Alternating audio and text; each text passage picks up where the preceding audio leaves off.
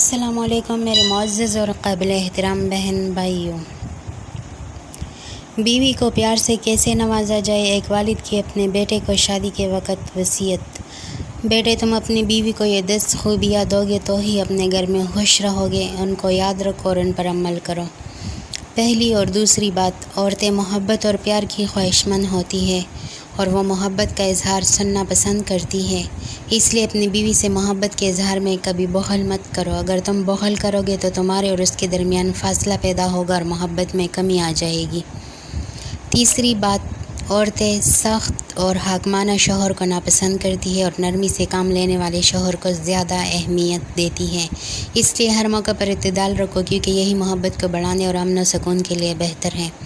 چوتھی بات، عورتیں بھی اپنے شوہر سے وہی پسند کرتی ہے جو شوہر ان سے پسند کرتا ہے، جیسے میٹھے بول، اچھا حلیہ، صاف ستھری کپڑے اور خوشبودار جسم۔ اس لیے ہر حال میں ایسا بنو اور یہ خیال رکھو کہ جب تم اپنی بیوی کے پاس جاؤ تو تمہارا جسم پسینے سے نہ بھیگا اور کپڑے گندے نہ ہو، ورنہ اس کے دل میں نفرت پیدا ہو جائے گی، اور اگر وہ تمہاری اطاعت کرے گی تو وہ صرف جسمانی ہوگی لیکن دل تم سے دور ہوگا۔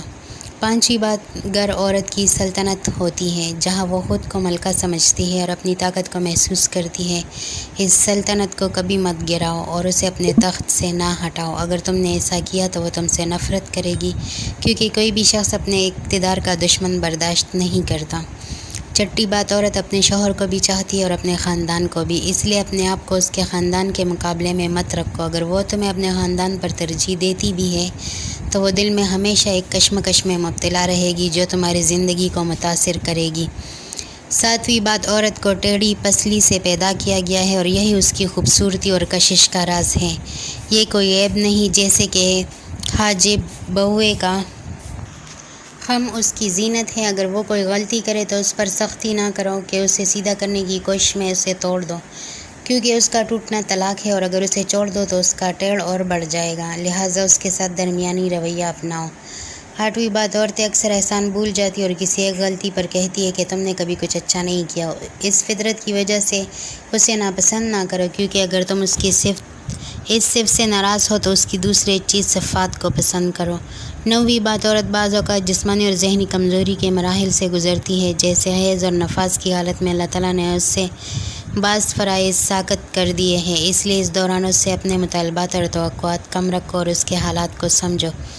10ویں بات، یاد رکھو عورت تمہارے پاس قیدی کی طرح ہے، اس لیے اس پر رحم کرو، اس کی کمزوریوں سے درگزر کرو تاکہ وہ تمہارے لیے بہترین ساتھی اور بہترین رفیق ثابت ہو۔ دوستو، کیسی لگی ویڈیو؟ اگر اچھی لگی تو پلیز میرے چینل کو سبسکرائب کریں تاکہ میری بے حوصلہ افزائی ہو۔ ویڈیو کو شیئر کریں، لائک کریں، کمنٹس بھی کر دیا کریں، ویڈیو کو پوری دیکھ لیا کریں، ویڈیو کو اسکپ نہ کیا کریں۔ جزاک اللہ۔